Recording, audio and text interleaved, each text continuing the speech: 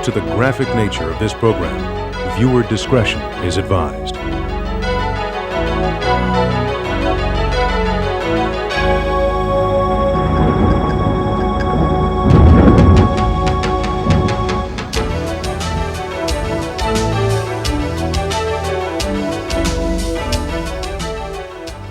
I'm Gordon Coulter. For many years I served as a law enforcement officer. Today it's my privilege to host this program on a little-known area in law enforcement, but important to every small community and every large city across our vast country. It's the area of satanic cults and how they impact our families, our children, and our communities. In satanic occultism, that which is good is bad, and that which is bad is good. And as you view this learning and educational tape, pay attention to notice the reverse of everything that is normal becoming abnormal. There are many crimes that are unsolved in our cities, and many of those crimes have ritualistic overtones, but they're hard to find, and it's difficult to find the depth of where these things go and who may have done them. And so today we hope to be able to shed some light on a dark, dark area, an area that has been taboo for so many years, that is also protected by the United States Constitution and the freedom of religion. That's why it's very difficult for us as law enforcement officers to really investigate. But the question really is, where do the freedoms end and our responsibilities begin for our communities? Satanic cults and their various offshoots exist throughout the world. However, a difficulty immediately arises with the word cult. Many cults fall under the protection of the United States Constitution, the freedom of religion.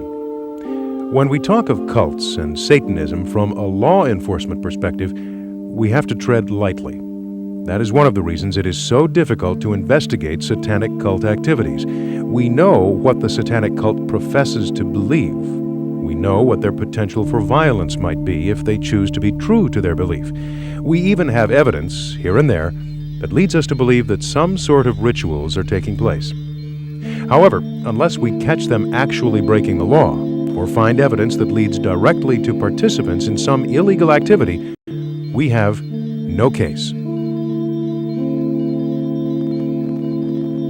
The problem involved with the cult explosion is becoming a many-faceted puzzle confronting law enforcement today. Not only is it difficult for us to understand the secret practices of satanic worship, but there are deeper reasons that go beyond mere lust for power and the unlimited drugs and deviant sexual behavior that go with it. Unfortunately, the police investigator attempts to analyze these types of crimes with his routine of criminal investigation.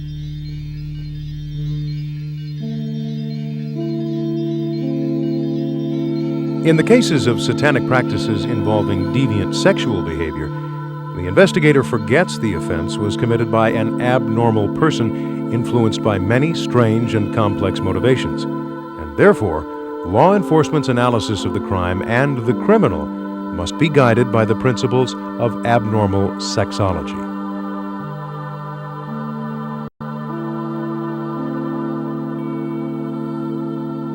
It is imperative that these cases be solved. They are vicious, revolting, and create fear in any community. Men are apprehensive for the safety of their wives, mothers, and daughters, women for their children and themselves. It is only through proper training that the police officer can hope to gain the ability to understand and recognize which are regular offenses and those that belong to cult behaviors. This is a law enforcement problem. Therefore, all law enforcement officers should be familiar with the different types of degeneracy, so they'll be able to associate the type of criminal with the offense committed, and to properly charge and prosecute the criminal in an intelligent manner.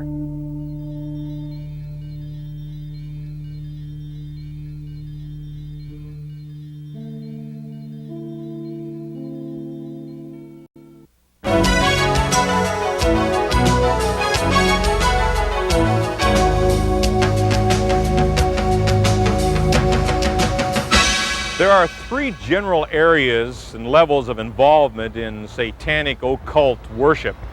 The first would be dabblers. They're people who just use it for fun and games, may be involved in some video games and that kind of level, possibly a little graffiti, but reasonably innocent. The second level would be those that are involved for spiritual reasons, and they recognize that there's power in the worship of Satan. These people generally worship together and try to find the mystery of it all. And then the third level would be criminal involvement, and that's the area that interests us. These people actually believe that they gain power through criminal activity, through killing people, through various rituals that are against the law in our states and in our country.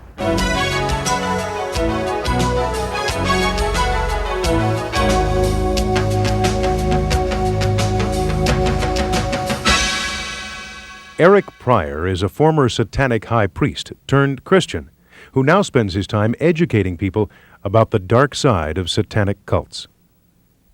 When I was a practicing occultist, oftentimes I would come into this park and practice on various different holidays, lunar holidays and occultic holidays, and we'd actually have rituals in the park when we didn't have a space to do rituals indoor. So what I'd like to do is take you into the park and just kind of show you one of the places that you would start asking your questions and start looking to see, what the occultists are up to. There's two different communities that use this park. One is the pagan or occultic community, and the other community is, of course, the homosexual community. Interestingly enough, they go hand in hand. And so, well, see, here you go. Upon entering the park, you can see they've already got started. Okay. This is a pentacle. The interesting thing about this pentacle is it's an upright pentacle. This is not a satanic pentacle.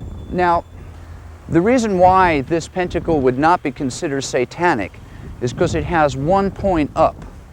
Now, Satanists would reverse this star, or pentacle as it's called, and have 2 points up.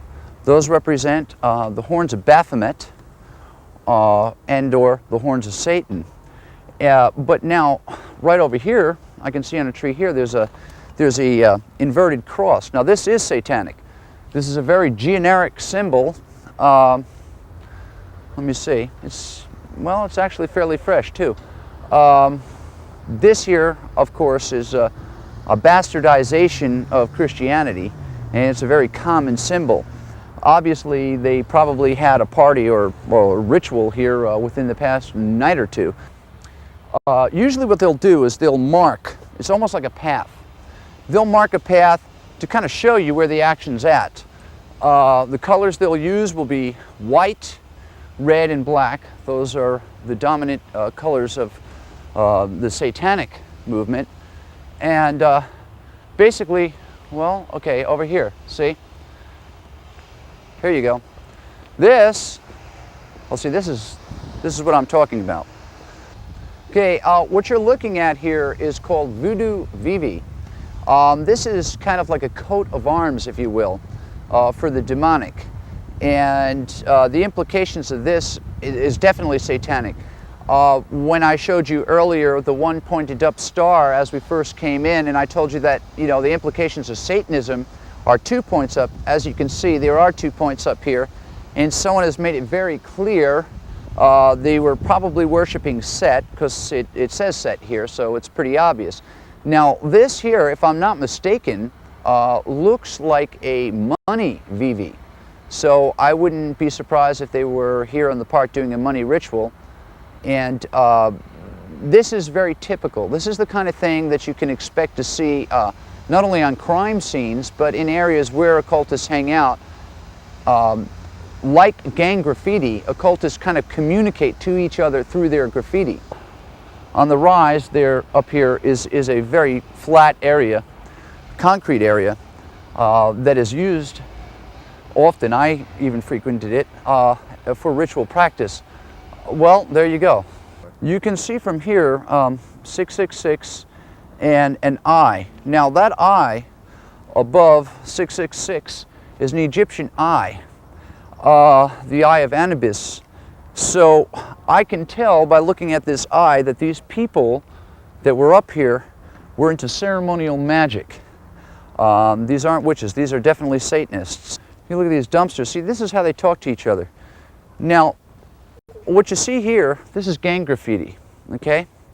And this is how gangs talk to each other, okay? But now this is how occultists talk to each other. This here is a psilocybin mushroom. So probably they had a psilocybin ritual, which is not uncommon. Occultists are known for using peyote and psilocybin. And so this was probably a psilocybin ritual. Okay, here you go. Shem Hemfarash is a satanic invocation, and Halley is also part of a satanic invocation. There is a book out called The Greater Key of Solomon, and in The Greater Key of Solomon you will see on the seal of Solomon this word. All right, from what I can tell from the graffiti and everything that I've seen and what I see here on the concrete, it looks like they actually have the ritual here. Now, there's an N here for north, and there's an S over here for south. Now, while these are not the true directions, obviously someone had a bad sense of direction, I'm assuming that this is where they actually had their ritual. One of the reasons why they would use this particular area to have a ritual is it is on concrete, and it's a nice open area.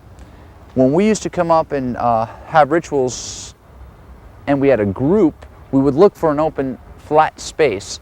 This is an open flat space. This would be an ideal place for them to have a ritual. Now, if I was a solo occult practitioner, I might do it in the bushes somewhere and have a little altar set up. So what you're doing is when you come onto a scene and you're investigating a scene, you look on the ground and you'll find clues as to what happened. Right here, okay, we have a rope here. This is a noose. And actually, if you look at it closely, I don't know if the camera can pick this up, but there's blood on this noose. Now, this could have been used either to bind someone up in some type of a ritual scourging, or it could have actually been used on an animal that was sacrificed. When sacrificing a cat or a dog, of course animals move around a lot and they get unruly, so they would tie it up. But there is blood all over this particular noose. Now these are the kind of things that you'd be looking for. What we have here is a medicine bottle of 2% xylocaine. For those of you with medical knowledge, you would know xylocaine, known as lidocaine, is a numbant. It's used to numb people, and for that matter, animals. And of course, if you're going to ritually sacrifice an animal, or a human for that matter, in a public place, you don't want them to be screaming in pain. So it's not uncommon for occultists to use something like this, and of course, here we have it. On this tree here, we have some more graffiti. It's in red, which is a classical satanic color. Now what's interesting here is the number 9. 9 represents the 9 satanic statements. You can find this in a book by Anton Sanzer LaVey, which is called the Satanic Bible, and you will see that there are 9 satanic statements. This is the way occultists tell each other, hey, we're Satanists and we're partying. The 9 Satanic Statements from the Satanic Bible by Anton LaVey. Number 1. Satan represents indulgence instead of abstinence. Number 2. Satan represents vital existence instead of spiritual pipe dreams. Number 3. Satan represents undefiled wisdom instead of hypocritical self-deceit. Number 4. Satan represents kindness to those who deserve it instead of love wasted on ingrates.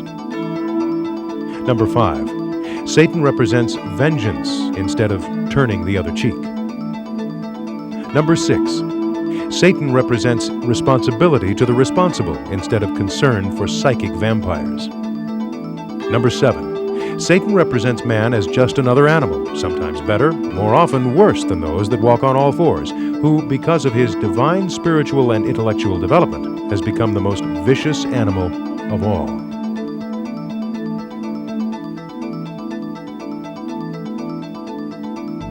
Number 8. Satan represents all of the so-called sins, as they all lead to physical, mental, or emotional gratification. And number 9. Satan has been the best friend the church has ever had, as he has kept it in business all these years.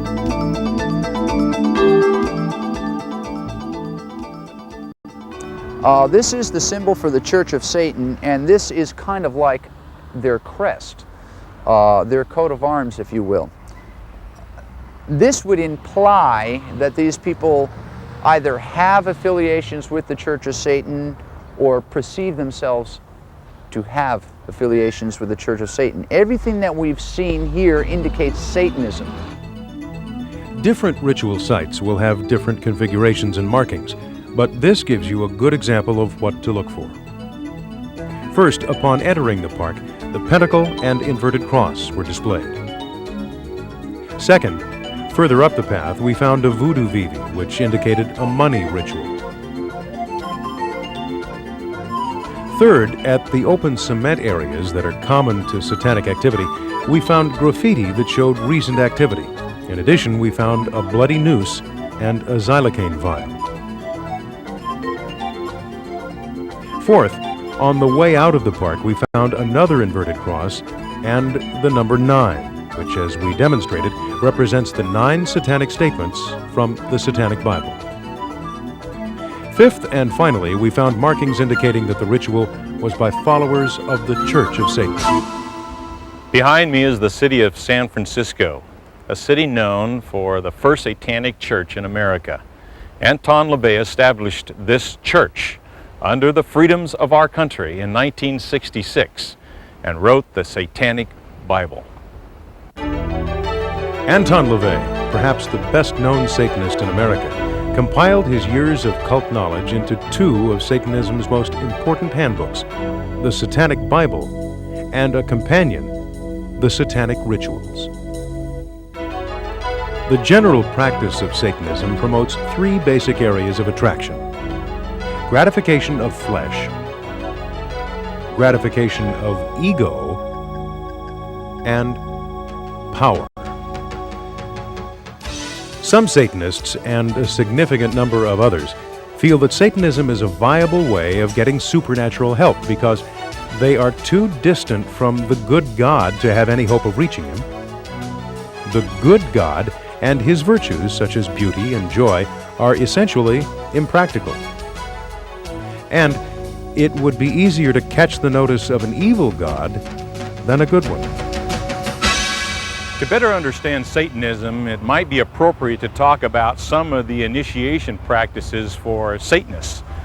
And to better understand them, you would take a look at what might be traditional Christianity or some normal faith, and if you reversed it, it would be something that Satanists would embrace. Initiation into Satanism or a similar cult usually includes a spoken denial of the Christian faith, generally accompanied by saying the Lord's Prayer backwards. Rebaptism in Satan's name and taking a new name to replace the given Christian name. An oath of allegiance to Satan while standing in a magic circle, entering the initiate's name in the Book of Death. And a promise to sacrifice children to Satan and marking the initiate with the devil's mark. This program is designed to help law enforcement officers better understand satanic cults. Now remember, all satanic people do not commit crimes. Some of their activities are perfectly legal. But there are some things that some Satanists do that lead to illegal behavior, and some of them seem rather innocent on the surface. Some of those things might be just simple vandalism or trespass. Cruelty to animals that might be detected through mutilations and sacrifice. Kidnapping, whether they're adults or children, or even kidnapping of animals. Rape, molestation, child abuse, child sexual abuse that may be different than just harming a child, ritual abuse, arson, murder, which might include human sacrifice or mass murders or cannibalism, drug trafficking, sexual trafficking of children, corpse theft, cemetery vandalism, black market sales of bones and skulls, black market baby selling, pedophilia, pornography, torture, desecrating churches or other religious buildings, human slavery, weapons violations, suicides, disposing of animal parts, illegal entry into mortuaries and cemeteries, necrophilia, or having sex with dead people. These things may or may not be satanic kinds of rituals, but they're important to note in your reporting because they would fit together in a fabric as follow-up investigations might indicate a deeper need to look into the dark side of your community. So note them well and ask the investigators to do a little further follow-up if you find any of these indicated in a crime or in a police report.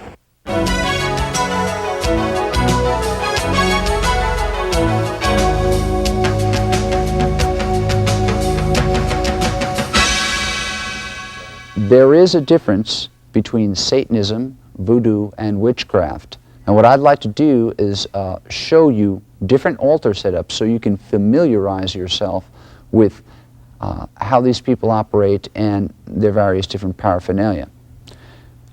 These particular groups that I'm going to show you the different altar setups of are the type of groups that would most probably be involved in criminal activity. While you wouldn't find all this stuff at a crime scene, you will find evidence that they have been at a crime scene. For instance, you might find something like this pin here, which is used to penetrate a pulpit like we have sitting here. But then again, there are other things that might be left behind that would indicate voodoo. Now, voodoo is colorful, and usually beads and shells are associated with it. What you're looking at here is two small conch shells and some beads. Now, this is what a priest would put on the necklace, such as I'm wearing here. This would indicate high priesthood. You might find conches like this with beads. You might find powders like this left behind. This is the type of stuff that would usually be left behind in a crime scene. You're not going to find candles intact, and if you do, you might find a candle very similar to the one I'm holding here. Now, you might look at this candle and say, well, what makes this candle different? Well, first of all, any candle that's used in Santeria, Macumba, or Voodoo generally will have a patron saint on the front. Now, this is the saint that they would be paying obeisances to, you know, lighting the nicotine up to, drinking the rum to, and smoking the cigar smoke to. But on the back, it'll have a prayer to that patron saint that is only indicative to candles used in Santeria, Macumba, and Voodoo. Another thing that you might find would be small vials like this. These vials will contain some type of a ritual oil. Usually these oils are poured over a coal in a ritual practice. You might find a lot of empty oil vials at a ritual site. What you're looking at here is a classical satanic altar setup. Now, there are more than one type of satanic group. There are rogue satanic groups where you have a bunch of young people that get together and they read books such as the Satanic Bible by Anton Sanzer-LaVey, or some of the stuff that is published by the Temple of Set, which is also another large church of Satan. But now an organized satanic group has an organized way of setting up its altar. What you're looking at here is a classical satanic altar setup. It's very Spartan. 2 candle holders. 1 candle would have a white, 1 would have a black. You'd have a Baphomet candle in the center, or a Mendes goat is what it's called. You would have a male candle on the left-hand side and a female candle on the right-hand side. You would have a skull, which is considered the barrier of death, and a bell to ring for each one of the 9 satanic statements. And they would ring it. You would also have 2 ceremonial daggers.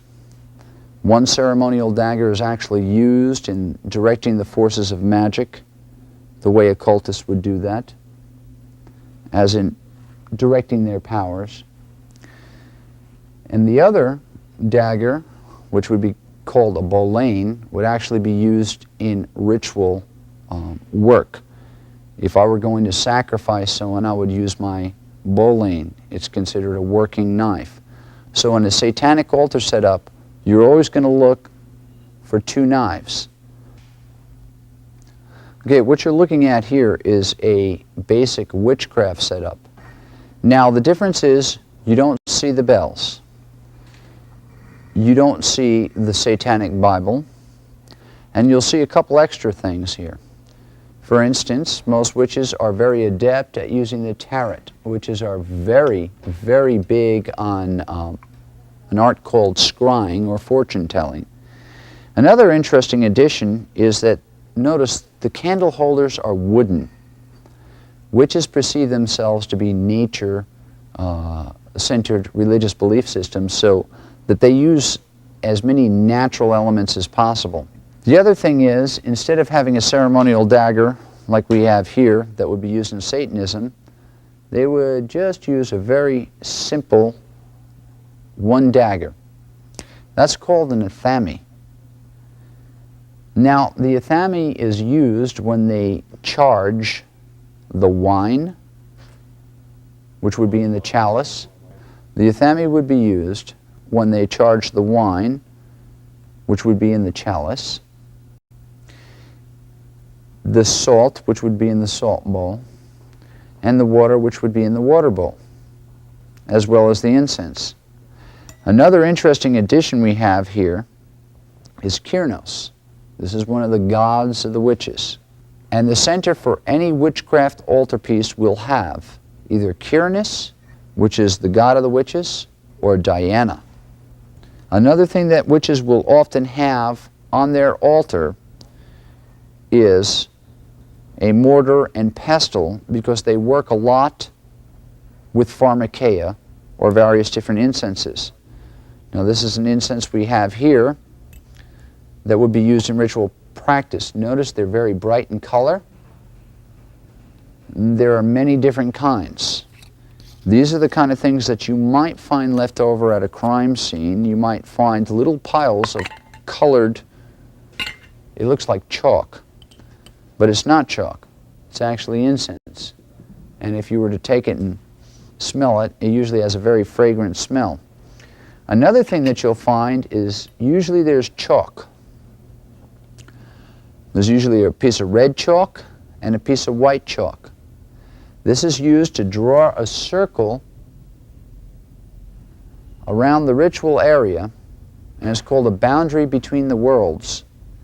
And then what they will do is make various different magical symbols in those circles, believing that these symbols will seal off an area.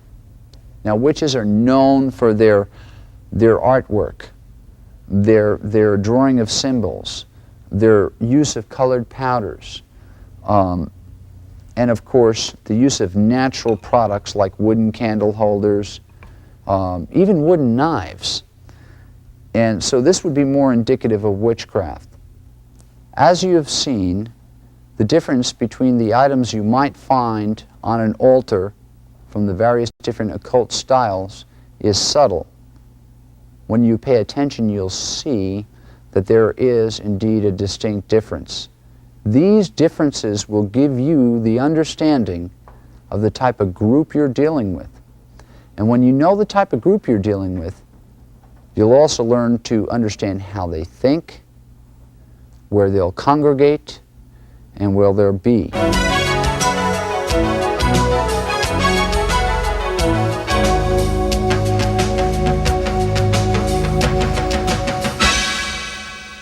There are many different satanic symbols. Here are a few of the more common ones. The inverted cross. This is used to defame the Christian religions. In a righted position, Christ's head would be looking up towards heaven. In this position, it would point downward towards Satan and hell. By defaming a Christian symbol, the thought is that power is taken away. The numbers 666. According to the Bible, these numbers, 666, are the mark of the beast. The pentagram. This inverted star points downward towards hell and Satan. It is a popular symbol but has no meaning other than a satanic one, and there may be many different versions. The voodoo vivi. As we saw in the park, it represents the type of ritual that occurs. The anarchy, which is the symbol of rebellion. And the swastika. In past history, this symbol has been used by witches and warlocks as a magic emblem. A glossary of selected terms. The altar, a table used for satanic rituals, normally a table of flat rock, but can also be a nude physical female being. The Antichrist. The Bible's book of Revelations describes him as the son of Satan, who will return and be present to receive his powers and challenge Jesus Christ during his second coming. The Baphomet, described as a deity in the form of a goat-headed god with the wings of angels, the breasts of a female, and carrying a torch between his horns. Black magic, magic that is used for destruction and hate. Black Mass, the most diabolical ritual that can be performed by a Satanist. It entails a blasphemous communion with Satan, desecration of artifacts of Christianity, a mockery of the Holy Bible, and all things that Christians religiously cherish. The ceremonies involve rape and sexual assault, sodomy, animal and human sacrifices, and often the slaughter of unbaptized infants. Blood, the life force. Satanists believe that the drinking of another person's blood or that of an animal increases their power and provides life force directly to Satan. The circle. The circle is the Satanists' protection from the forces they conjure up during their summoning and incantations. Coven. A group of non-traditional Satanists, not normally exceeding 13. Traditional Satanists do not have covens. Cult. A group of people who follow a leader who, through his charismatic ways, command allegiance, belief, and worship. Infamous leaders include Hitler, Crowley, Jim Jones, and David Koresh. Devil. One such name of Satan, Lucifer, Leviathan, Prince of Darkness. Goat's head, the symbolic identification of Satan in the world. Grottos, countless Satanists in one order or organization. Hand of glory, the left hand of a person who has died. The hand is removed from the body, pickled, embalmed, and mummified. It is then used to ward off evil spirits. The head. Satanists believe that the head is the most important part of the body. They often eat the brain to receive powers of the deceased person. The heart. Satanists believe it to be the center of life. By eating the heart, they believe that assumption of the deceased's characteristics and powers will be thus transferred. Host. Normally using blessed communion wafers, symbolic of the body of Christ, Satanists insert them into the vagina of the altar, or physically stomp, thus desecrating Christian beliefs. Lucifer. When cast out of heaven, he was followed by 1/3 of all the angels. Pagans. Those who practice witchcraft, the worship of nature as well as multiple gods. Satan. an angel created by God, cast out of heaven, and now the object of worship by Satanists throughout the world. Succubus, a female demonic force that copulates with human males. Incubus, a male demonic force that copulates with human females. And witchcraft, the practice of the old religion which focuses on the goddess in her many forms.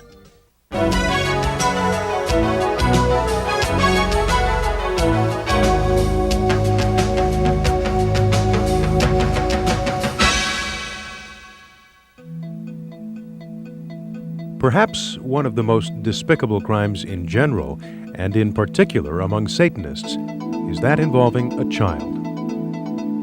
In every state in the nation, there are reports and investigations of satanic crime and satanic ritual abuse. More than 2 million American children each year are reported missing, many of them too young to be runaways. In addition, more than 5,000 unidentifiable bodies of children are found annually in the United States. Physical abuse was a part of keeping me silent. My fingers were burned on a stove. I was forced to watch pets killed and put in an oven, and I was told that if I talked, the same thing would happen to me. They would dismember bodies and then hang me upside down over a vat. I think it was acid, I'm not sure, but there were body parts, and they told me they would lower me into the acid if I ever talked about this. And one memory I had, in order to get the blood, they used me as the person to get the blood from. I was basically the lamb, the child of God. And they would put pins and needles in between my fingers, and I would be bled so that they could have communion. Another way to keep me silent was to use a gun. Pornography, child prostitution brings in big money, and I was not to talk about that either, and I was threatened to be killed if I talked, as well as burned. They used cigarettes and other forms of burning to keep me silent. And I had a pet bird that they killed in front of me. And then I was put in a cage. And so as a young child, I made the association that if I were in a cage, then I must be like the bird, and if they can kill the bird, they can easily kill me too. Remembering comes out in poetry as well, and my pet bird was killed in front of me, and I was also forced to participate in the murder of babies. And so I wrote a poem about not being able to talk about that. Birds and babies go away, mustn't tell, mustn't say. Mommy will get mad at me, must pretend I do not see. Nothing happened, don't remember. Helter skelter, now dismember. Witches chant and babies burn. Mustn't talk, it will be my turn.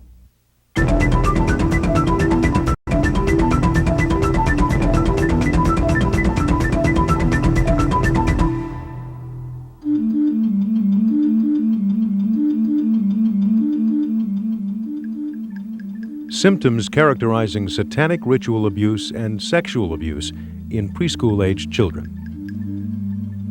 Low self-esteem, feeling of being bad. Child feels deserving of punishment. Child is fearful, clingy, regresses to baby behavior. Separation anxiety. The child is angry and aggressive.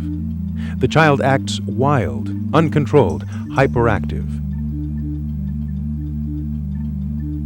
The child is accident-prone or deliberately hurts himself. The child is negativistic, resistant to authority. The child mistrusts adults. The child is over-compliant with authority, over-pleasing with adults. The child has rapid mood changes. The child is withdrawn, does not play, or plays in a lethargic or unfocused way.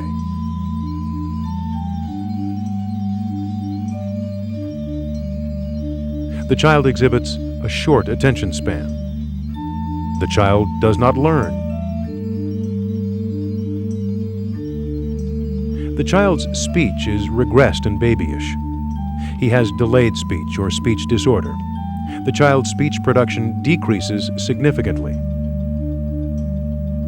There are somatic complaints, stomach aches, nausea and vomiting, nightmares, and sleep disorders. The child is fearful of being touched, fears having genital area washed.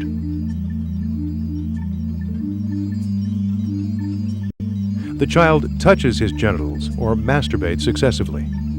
The child touches or tries to insert fingers into his rectum. The child pulls down his pants, pulls up her dress, or takes off clothes inappropriately. The child touches others sexually or asks for sex.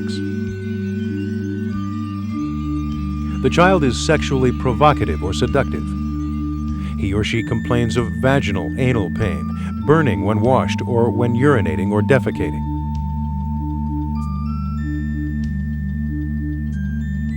Semen or bloodstains are found on the child's underwear. Detailed and age-inappropriate understanding of sexual behavior. Hints about sexual activity. The child complains that an adult or older child is bothering them. A reference to blood or white stuff in genital area. A statement that someone had removed the child's clothing. A statement that an older child or adult exposed themselves to the child.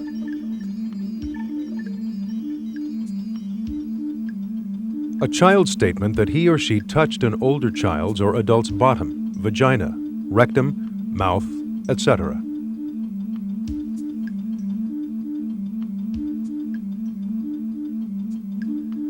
A statement that an older child or adult touched or penetrated the child's bottom, vagina, rectum, mouth, etc. A statement that the child witnessed sex acts. On medical examination, relaxed sphincter control, anal or rectal lacerations or scarring. The child relaxes rather than tenses rectum when touched.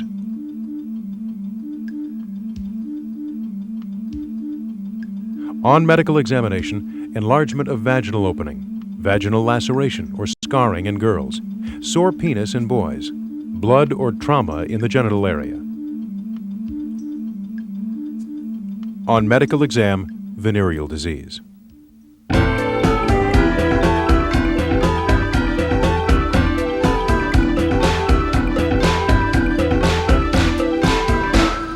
Unfortunately, all of the signs of self-involvement, rebellion against authority, self-righteousness, disrespect towards parents, they're common in the growing up years. They're also signs of involvement in satanic cults. Perhaps one of the major signs of cult involvement is when the group moves into obsession. They get stuck on one idea, one type of clothing. They center focus on this idea and they do not deviate. They focus on destruction and on doom. They have many highs and many lows in their self-esteem. They have drastic changes in behavior like eating habits, cleanliness, punctuality, and attitude towards family and friends. Most of the people we deal with, the young adults that we deal with, have other problems that are synonymous with even sometimes gang activity. They're looking for things that they may not have at home. They're looking for self-esteem. They're looking for something that they can belong to. And a lot of times these kids start out innocently enough trying to get into something that they feel that they're wanted, and people will inform them and make their opinions to the point where they're really involved in satanic activity. Anytime you do have a situation where you find a ritual site or you find graffiti that shows some kind of satanic situation, then you need to look at it and investigate it. And I think the big thing is if you keep your mind open. Parents need to keep an open mind. A lot of times parents and people in general will close their eyes to things that they don't want to hear. If you keep an open mind and try to know your kids and learn what your kids are all about, I think that'll be a big step into understanding what's going on and then being able to identify any problems that may arise or situations that you might see that you might need to look for help and not keep a closed mind. Believe me, I've been in this business for 10 years and you're always amazed at what kids will do and the different fads that come up. And sometimes it may be totally innocent. It may not be occult activity. It may not be satanic activity. But hopefully if you have the open mind, you'll be able to notice that.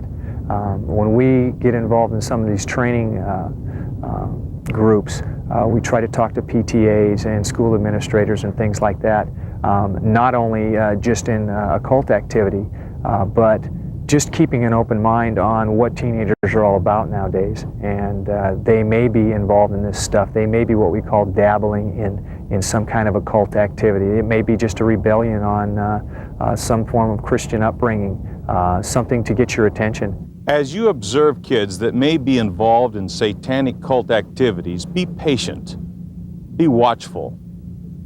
It's best to understand them because provoking them will only drive them deeper into the cult and that behavior. Teach the parents and the school officials and the youth workers to note these behavior changes and to take time to find out what's going on in their lives. Teach them to ask the meaningful questions and what the symbols are about that they might write on their notebooks and they might wear on their clothing. Teach these youth workers and parents to talk to their kids about the lyrics of the songs that they listen to over and over again. They have a right to know what's going on in the young people's lives, and open communication allows that to happen. Don't hesitate to encourage these parents and youth workers to seek outside help. Call your local support services for youth. They can be a great help to you. Never stop this important investigation into lives for the value of our kids in America. Satanists celebrate a host of rituals and ceremonies during the course of each year. As some are held more important than others, a host of crimes are committed before, during, and after the ceremonies.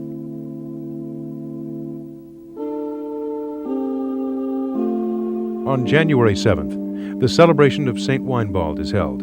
It is a blood ritual and animal or human sacrifice, including surgical dismemberment, and they're completed with males between the ages of 15 and 33 years of age. Satanic revels are held on January 17th.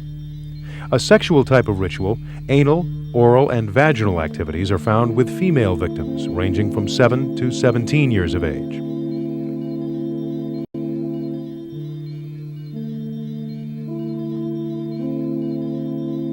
Candlemas, a high religious holiday, is held on February 2nd. At these sexual ceremonies, animal, oral, and vaginal rituals are completed with females from age 1 to 17.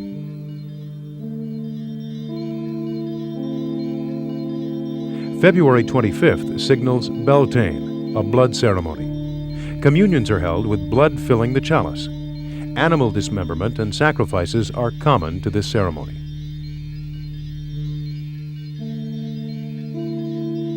The celebration of St. Iketat is held on March 1st. During the blood ceremony, human blood from devotees of any age and any sex is consumed for strength and as homage to demons.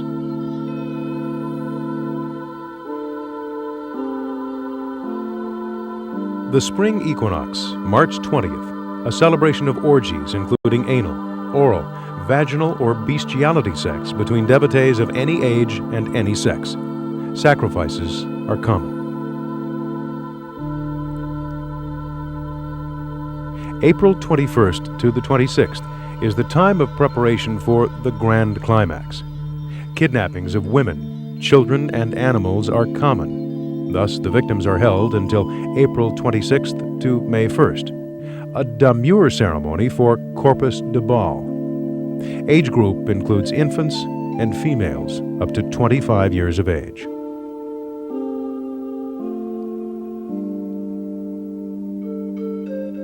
April 30th, called May Eve or Walpurgis Night, signals a host of activities and historically is devoted to coven initiations.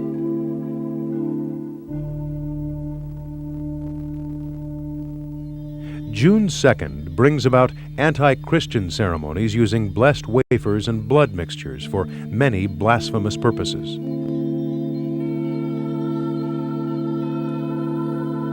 June 21st and 22nd signal the summer solstice, when orgies, anal, oral, and vaginal in nature, take place. Any age, any sex. Demon revels are held on July 1st. Sex with demons, human and animals, primarily large dogs, take place with devotees of any age or any sex.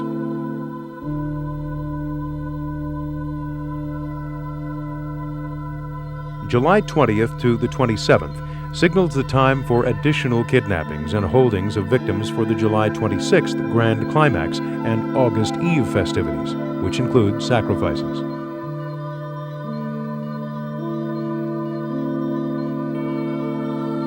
Satanic revels occur on August 3rd, with its sexual orgies with females from 7 to 17 years of age.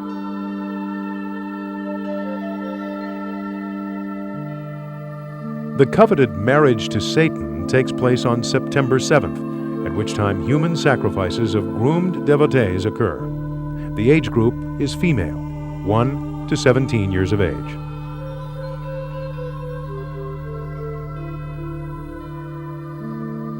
September 20th is the time of the Midnight Host, a blood ceremony when dismemberment of females 1 to 21 years of age takes place. Hands are planted as part of the ceremony.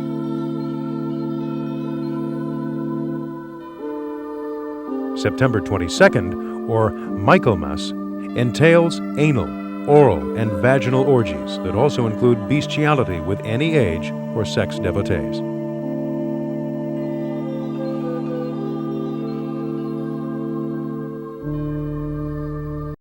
October 29th to the 31st, Samhain, or Halloween celebration, is a high unholy day. Sex with demons is primary, as is infant sacrifice.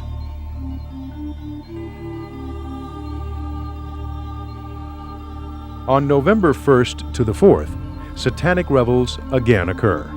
Anal, oral, and vaginal sexual activities take place with females from 7 to 17 years of age.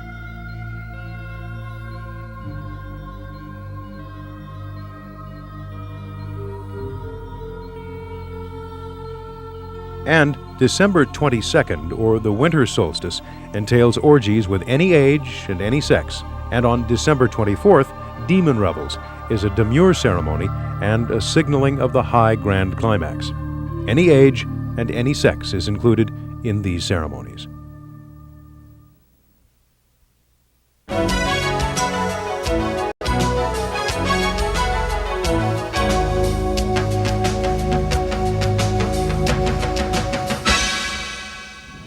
Richard Ramirez, known as the Night Stalker, was linked to Satanism. He had a pentagram on his left hand, and he would draw one on the walls of his victims' homes. At his arraignment, he yelled, "Hail Satan!"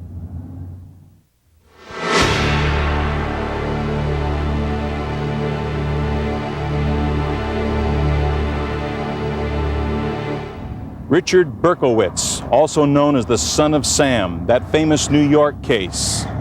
Henry Lee Lucas of Texas. Both of these men were linked to Satanism and ritualistic blood drinking.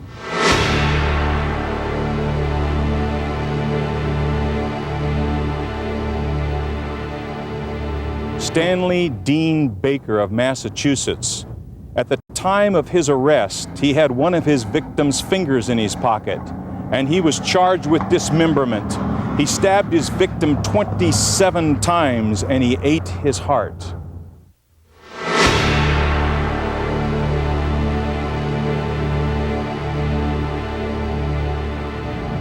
Ricky Casso of New York. He required his victim to say, "I love you, Satan," as he stabbed him to death.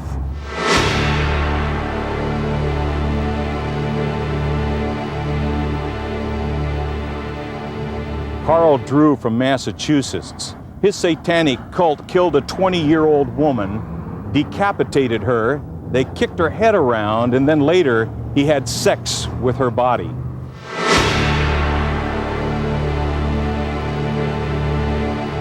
And in the history of the United States, only one case has been successfully prosecuted as a human sacrifice crime. That is the case of Clifford St. Joseph. Okay, the way we broke the St. Joseph case was through information received through some sharp patrol officer work.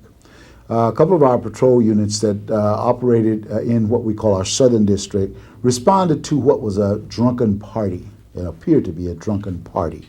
And one of the fellows kept saying, they're going to sacrifice him, they're going to sacrifice him. Well, what he was talking about was they had gotten a second victim and intended to sacrifice him. They had him captured for several days and had drugged him, and he had been drugged, and a lot of had been continual sexual activity, male sexual activity with him as he was chained nude in the bedroom, and then sometime he'd be chained to the fireplace in the living room, and every guest would come, he would be offered to have sex with him, and even at some point they had a German Shepherd have sex with him, and it was beyond what would be seen in a normal encounter of gay male anal sex. So we followed up on that, and we were able to find that young man after we talked to the fellow who was babbling earlier about this sacrifice. So we talked to that young man, and he told a very bizarre story. The story was that this man had been captured. The first victim, John Doe 60, had been captured. He had been drugged, and he had been sacrificed to Satan in honor of St. Joseph, and that St. Joseph was the high priest, and that he talked of other sacrifices, but we found no evidence of any bodies, anyone who had been sacrificed in this area previously, at least the one that we've been able to recognize. So he then told us that how they had disposed of the bloody mattress, and that they had done the initial ceremony in a circle on the living room floor. And of course we noticed that when we finally went to that address with a search warrant, we noticed there was all new carpeting, all new mattresses in the bedroom. So, and what the officers noticed is there were so many things that were so bizarre that this citizen couldn't make up a lie this big, couldn't get that drunk or get that loaded to make. So the things started to fall into place. Everything started to make sense. And I can tell you that our investigation of that case led us into the very highest echelons of our society, professional people, successful business people who were associates, and one of whom we know is a unindicted co-conspirator to this day. Because the young man who had been sexually abused, who was to be the second victim, we got him psychiatric treatment and got him strong enough to be able to testify. And he testified to all the things, the ritual that had gone on before his day of reckoning, to where he was to be sacrificed himself. And it is a very precise procedure of what he eats, what he is given to drink, and that he's kept in a sedated mood, condition for several days prior to the ritual. We were able to prosecute St. Joseph by using evidence, physical evidence, because he was clever enough not to give us a statement. At least the statement he gave us was innocuous. He was very clever in what he said and how he said it. But one of the things we were able to do is corroborate the two young men, and with physical evidence. One, for example, we rolled that new rug back and the new carpeting, pulled it back, did a luminol check on the premises, and there was blood everywhere. And when we did the luminol examination of the premises, we found the kind of blood that we expected to find. Because as I told you, the body was almost devoid of blood. And we knew that wherever this had taken place, there had to be a lot of blood. So in the cracks and crevices of the hardwood floor beneath the carpeting, even there were small blood spatterings on the walls, the lower part of the French doors, despite the fact of a thorough cleanup that had been ordered by St. Joseph after they disposed of the body. They deliberately picked and carefully picked the John Doe 60 and the young man who was to be the second victim. And we were told that this is the habit. Nobody's going to ever look for these people. They're the kinds of people, and there are lots of them around nowadays, where people drifters, people don't have any real ties, and they were able to lure both their John Doe 60 and the other intended victim with the lure of drugs. There were a great deal of drugs, and they were very plentiful. And that was one of the lures that they were able to entice young men to these areas to look them over to see if they were possible suitable characters to be persons to be sacrificed. What was the sentence for St. Joseph, and how is that all going? His appeal has been, St. Joseph's sentence he was convicted of first-degree murder, and his sentence was life without possibility of parole, and it is going fine. His case has been upheld all the way up the line. So it was a successful prosecution, good solid evidence, and it all helped to solve that case with some patrol officers being really sharp and following through on something that they saw that was unusual, and not discounting a person as being just a crazy, drunk, hyped up kid. That they took the time to say, hey, wait a minute, it's too many unusual things going on here. Let's if we don't know, let us call somebody who may know. And then by doing that, they gave us the lead that we needed to break that case. On ritualistic, satanic, cult kinds of crimes, you'll see a lot of unexplained behavior. Try not to rationalize it off as being just a bunch of kooks or just a bunch of druggies. Investigate, talk to people, identify people who are there. Ask those persons who appear to be really loaded, book them as drunk, book them as under the influence, call the detectives and ask. Look for unusual kinds of weapons, unusual kinds of cuts or wounds. And for example, a single wound, none of the wounds when you looked at the body of John Doe 60, just as a layperson, none of these wounds would kill him. Even the carving of the pentagram into his chest, he'd bleed, but this wouldn't kill him. And there was the fact that you have a dead body and there's no blood. There's some blood on the body, but there's no blood in and around the scene. Secondary scenes, because they've got to get rid of the body. They've got to get rid of it somehow. So we have to be very aware of anything unusual. Follow through on it. Call in help. Don't be embarrassed to say, hey, look, I don't quite know what's going on here. Call in the detectives, and they in turn, for investigators, call in experts who know how to deal, who recognize some of these things. But one of the things you will see quite frequently, though, they do leave their mark. For example, the upside down pentagram on John Doe 60's chest. We've had several other cases where we're dealing with the ritualistic in the Golden Gate Park. This case was never solved, but this young woman was in the middle of a circle, and all around her were pentagrams painted on the trees with her blood and painted on rocks.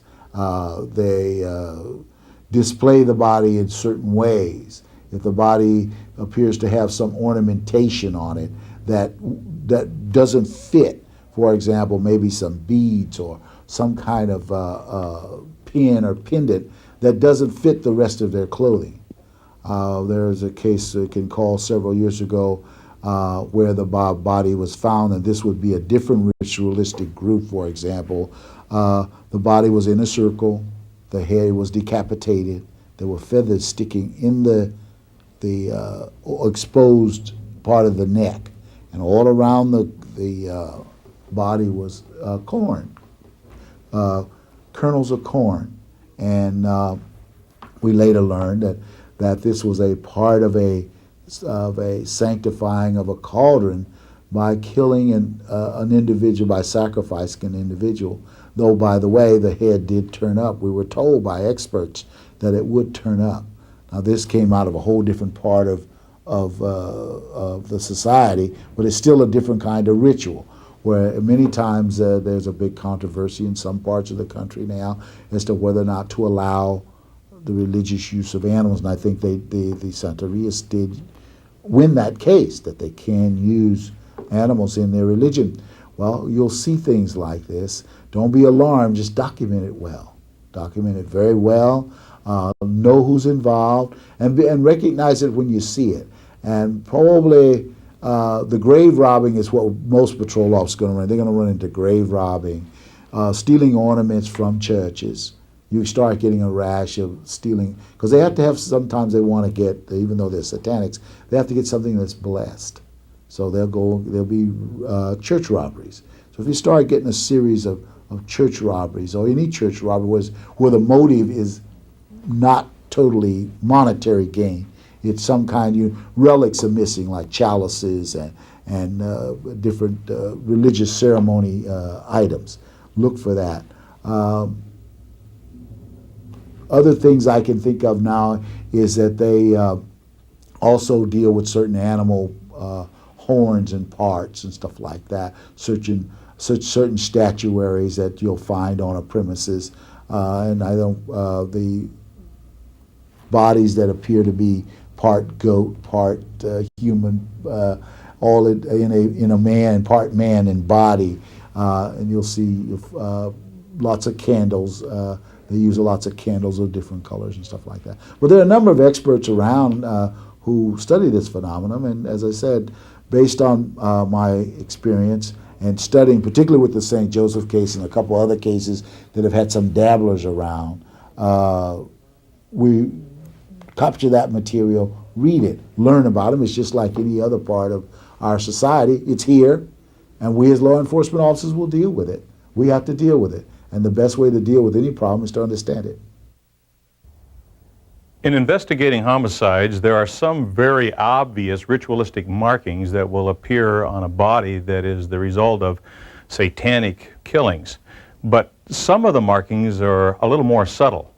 And so what we're going to do is give you an illustration of this on our model, and also retrace some of the markings that were in the St. Joseph's case.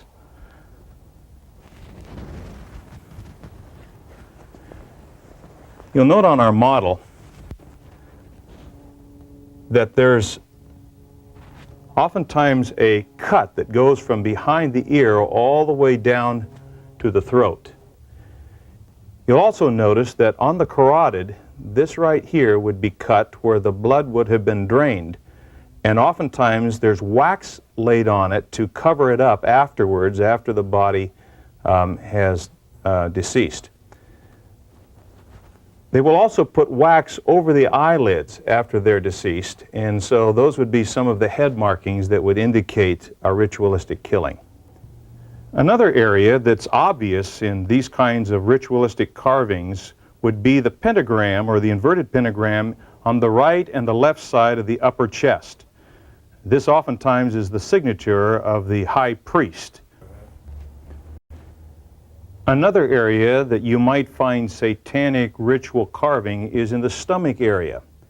And as was true in the St. Joseph's case, the pentagram or the inverted pentagram was carved right here in his abdomen area. And you'll note again the points representing again the goat's head.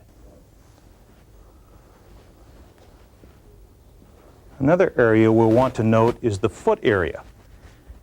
And right here behind the ankle bone, there is oftentimes an incision, just as our markings would indicate.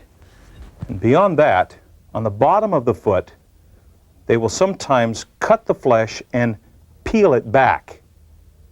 And so you'll also note that. Another thing that is oftentimes done in ritualistic homicides is a penis is placed inside the mouth of the deceased person. Now, as you look at the body of a person such as this, please note each and every one of these markings.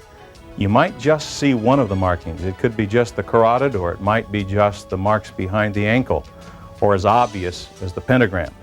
But whatever it is, if you look just a little bit deeper, ask a few more questions, and note to the investigators more information, it could lead to the solution of other crimes that have been just passively sitting on the desk without any clues. Maybe you think your community is immune to these satanic crimes. Well, it's not. The next victim might show up tomorrow on the beat. It could be in your community, or it could be in a major city or a small rural area. Could be a member of your family. Could be someone you know. I challenge you to investigate each crime just a little bit deeper. Let's stop this heinous crime that's going on in the name of the devil.